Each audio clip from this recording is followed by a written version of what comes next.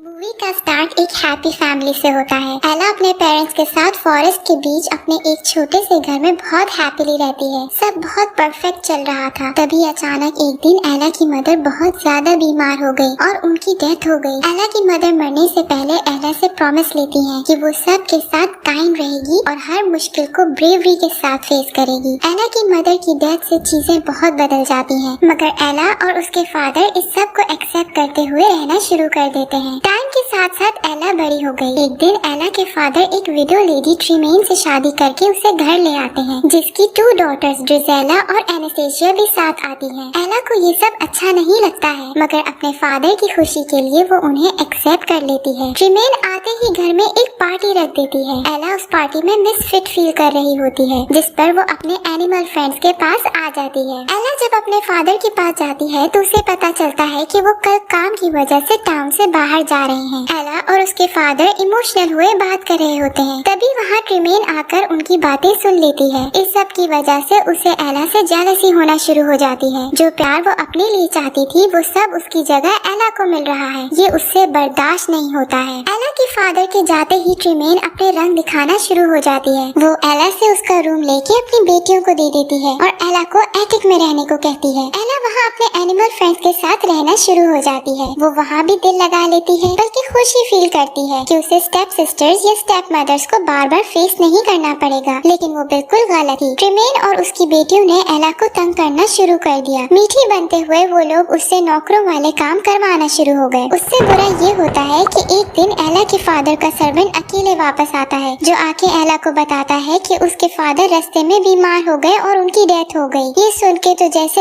एला पे कयामत ही टूट जाती है। उसके पाँव के नीचे से जमीन निकल जाती है। 1 मिनट में ही जैसे उसकी सारी दुनिया रुक गई हो। एक तरफ अपने फादर की डेथ का दुख, तो दूसरी तरफ ये डर कि उसे अब अकेले इस घर में स्टेप मदर के साथ सरवाइव करना है। ट्रीमेन पैसे बचाने के लिए सब सर्वेंट्स को निकाल देती है और सारे घर की जिम्मेदारी एला पे बांट देती है। कपड़े धोने से सफाई या खाना पकाना सब एला से करवाया जाता है। दिन के एंड पे टेबल पे बचा हुआ खाना एला के हिस्से में आता है, जो वो अपने माउस फ्रेंड्स के साथ शेयर करती है। रात सोने के लिए इतनी स्टेज चढ़ के एटिक में जाना बहुत मुश्किल लगता है। साथ ही वहाँ ठंड भी होने की वजह से एला किचन में ही जमीन पर आग के सामने सोना शुरू हो जाती है। सुबह एला के फेस पे फायर प्लेस के पास सोने की वजह से सिंडर्स लग जाते हैं, जिस पर उसकी स्टेप फैमिली उसे सिंड्रेला कहना शुरू हो जाती है। इस सब से तंग आकर एक दिन गुस्से में एला हॉर्स राइड करते हुए तेजी से वुड्स में चली जाती है, जहाँ उसे एक स्टेज देखने को मिलता है, जिसे प्रिंस और उसके सर्वेंट हंट करने आते हैं। ये देख एला उसे भागने का कहती है और उसका अपना हॉर्स भी कंट्रोल से बाहर होकर तेजी से भागने लग जाता है। ये देख प्रिंस उसकी हेल्प करने आता है, जहाँ वो खुद को किड बताते हुए कहता है कि वो पैलेस में एक सर्वेंट है। एला और प्रिंस एक दूसरे को पसंद करना शुरू हो जाते हैं, मगर एला उसे अपना नाम बताए बगैर ही वहाँ से चली जाती है। पैलेस पहुँचने पर प्रिंस को पता चलता है कि किंग की तबीयत बहुत खराब है। किंग प्रिंस से कहता है कि उसे रॉयल बॉल पे अपने लिए ब्राइड सिलेक्ट करनी होगी, ताकि किंग सारी जिम्मेदारियाँ उस पे डाल के फ्री हो जाए। इस पर प्रिंस कहता है कि उन्हें बॉल पे सब सिटीजन्स को बुलाना चाहिए, मेडिन्स को भी, इस उम्मीद के साथ कि शायद वो एला से दोबारा मिल सके। किंग मान जाता है और सब सिटीजन, अमीर हो या गरीब, सबको बॉल पे इनवाइट किया जाता है। एला मार्केट में ये न्यूज सुन लेती है। वो फौरन जाके ट्रीमेन को ये न्यूज देती है, इस उम्मीद के साथ कि शायद वो भी बॉल पे जा सके और किड से दोबारा मिले। मगर ट्रीमेन एला को इग्नोर करते हुए बस अपनी बेटियों के साथ बॉल की तैयारियां शुरू कर देती है, ये सोचते हुए कि अगर उसकी एक भी बेटी प्रिंस को पसंद आ गई और प्रिंसेस बन गई तो उनकी जिंदगी बन जाएगी। सीन्स प्रिंस पे शिफ्ट होते हैं, जो एला के ख्यालों में इतना गुम हो चुका है कि किसी भी चीज पे ध्यान ही नहीं दे पा रहा होता। मगर उसे ये भी डर होता है कि उसके किंग एला को एक्सेप्ट करेंगे कि नहीं, क्योंकि वो तो बस ये चाहते हैं कि प्रिंस अपने लिए किसी प्रिंसेस को ही सिलेक्ट करे। एला की स्टेप मदर तो उसे बॉल के लिए कोई ड्रेस नहीं लेके देती है, लेकिन वो किड से मिलने के लिए इतनी एक्साइटेड होती है कि एटिक में माइस के साथ मिलके खुद ही अपने लिए ड्रेस तैयार करने लग जाती है। फाइनली वो नाइट आ जाती है। ट्रीमेन अपनी डॉटर्स के साथ बॉल पे जाने के लिए रेडी खड़ी होती है। तभी बेला अपनी मदर का ड्रेस पहन के बॉल पे जाने के लिए आ जाती है, मगर ट्रीमेन और उसकी बेटियां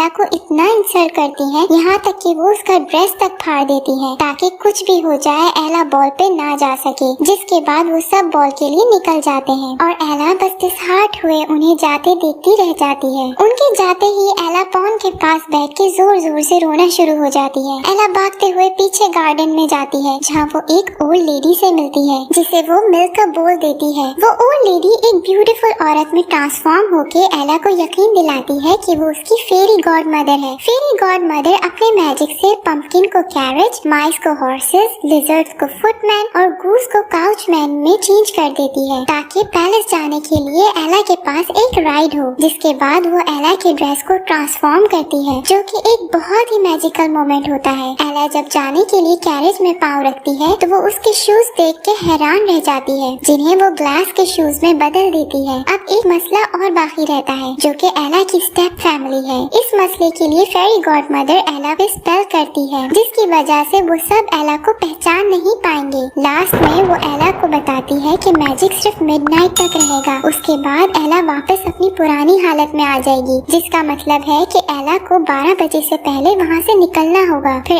एला फौरन पैलेस के लिए निकल जाती है।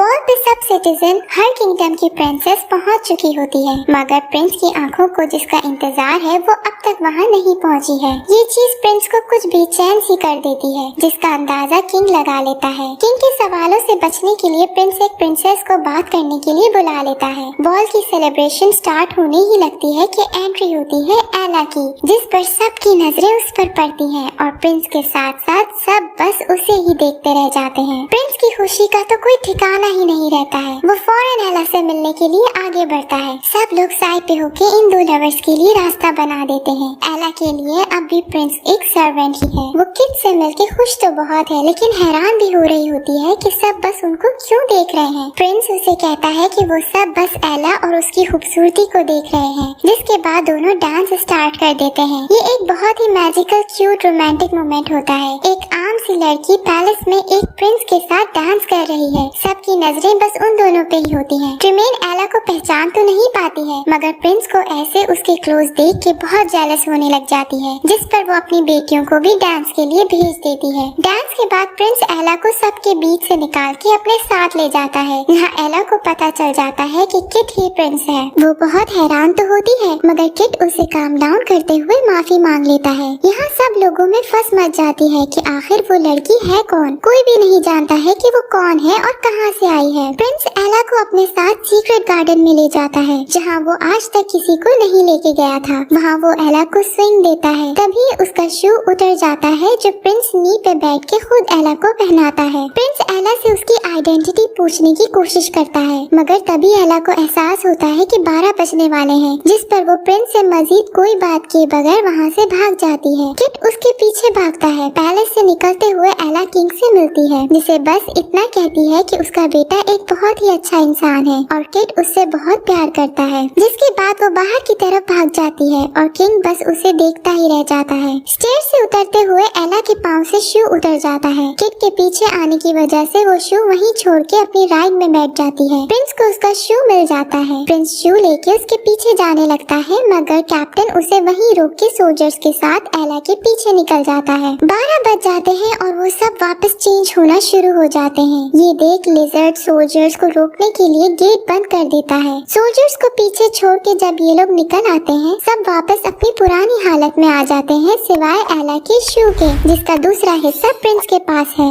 एला चलते हुए वापस घर की तरफ आती है। रास्ते में बारिश भी शुरू हो जाती है। अचानक पीछे अपनी स्टेप फैमिली की राइड आते देख एला फौरन घर के अंदर जाके शू छुपा देती है। रात एला इस सब के लिए इतनी एक्साइटेड नजर आती है कि फौरन फ्री होके इस सब के बारे में अपनी डायरी में लिखती है। सीन्स पैलेस में शिफ्ट होते हैं जहाँ किंग की तबीयत बहुत खराब हो जाती है। वो अपने आखिरी टाइम में अपने बेटे के लिए वो सब करना चाहता है जो कोई भी अच्छा फादर करेगा। इसलिए किंग अपनी पसंद प्रिंस पे इम्पोज करने के बजाय उसे अपनी पसंद से शादी करने की परमिशन दे देता है। किंग प्रिंस से कहता है कि वो जितनी जल्दी हो सके उस लड़की को ढूंढ ले। ये कहते ही किंग की डेथ हो जाती है। किट न्यू किंग बन के लोगों में ये खबर फैला देता है कि वो लड़की आकर प्रिंस को दूसरा शू दिखाए और अगर उसकी विश हुई तो किंग उससे शादी भी कर लेगा। ये सुन के एला खुशी खुशी घर की तरफ जाती है और एटक में जाके शू ढूंढने लग जाती है। तभी उस पर रिवील होता है कि ट्रिमेन ने वहाँ उससे पहले पहुँच के शू ले लिया है। ट्रिमेन एला को कहती है कि वो सिर्फ तभी एला को किट से शादी करने देगी अगर एला उन सबको अपने साथ पैलेस ले जाए और अपनी स्टेप सिस्टर्स की शादी किसी रिस्पेक्टेबल आदमियों से करवाएगी। एला के मना करने पर ट्रिमेन शू लिए एला को एटिक में लॉक करके चली जाती है। ट्रिमेन शू का टूटा हुआ पार्ट ग्रैंड ड्यूक के पास लाती है जो उसकी बेटियों की शादी करवाने के लिए तैयार हो जाता है, सिर्फ इस कंडीशन पे कि वो एला को हमेशा के लिए हिडन ही रखेगी। ट्रिमेन मान जाती है। ग्रैंड ड्यूक शू का टूटा पार्ट प्रिंस को दिखाता है और झूठ बोलता है कि वो लड़की खुद को छुपा रही है। किट उसकी बात नहीं सुनता है और कहता है कि कुछ भी हो जाए वो उसे ढूंढ के ही रहेगा। ग्रैंड ड्यूक किट से प्रॉमिस लेता है कि अगर वो लड़की ना मिली तो किट उस प्रिंसेस से शादी कर लेगा जिसे उसके फादर ने मरने से पहले पसंद किया था। किट मान जाता है। ग्रैंड ड्यूक किट को पैलेस में ही रहने का बोल के खुद कैप्टन के साथ हर घर और गली में जाके किंगडम की हर लड़की को शू पहना के ट्राई करता है, मगर किसी को भी शू पूरा नहीं आता है। फाइनली वो लोग एला के घर पहुंच जाते हैं जहां एला की स्टेप सिस्टर्स को भी शू पूरा नहीं आता है। तभी एक बर्ड एटिक का डोर खोल देती है और एला की सिंगिंग की आवाज बाहर आनी शुरू हो जाती है। कैप्टन उस लड़की को बुलाने का कहता है मगर ट्रिमेन कहती है कि वहाँ कोई नहीं है। ग्रैंड ड्यूक भी वापस जाने के लिए जोर डालता है। उसी दौरान किट जो कि सोल्जर्स के बीच में छुपा हुआ सारा टाइम उनके साथ था खुद को सबके सामने लाता है और उस लड़की को मिलने का ऑर्डर देता है, जिस पर कैप्टन जाके एला को एटिक से लेके आता है। किंग एला को मैरिज के लिए प्रपोज करते हुए वो शू पहनाता है, जिसके बाद एला किंग के साथ पैलेस के लिए निकल जाती है। जाते जाते वो अपनी मदर को किया हुआ प्रॉमिस पूरा करते हुए ट्रिमेन और उसकी बेटियों को माफ करके जाती है। लास्ट सीन्स में एला और किट शादी कर लेते हैं। किट सारी किंगडम के सामने अपनी क्वीन को किस करता है और फिर वो दोनों हमेशा साथ खुशी खुशी रहते हैं। यही एक हैप्पी एंडिंग हो जाती है।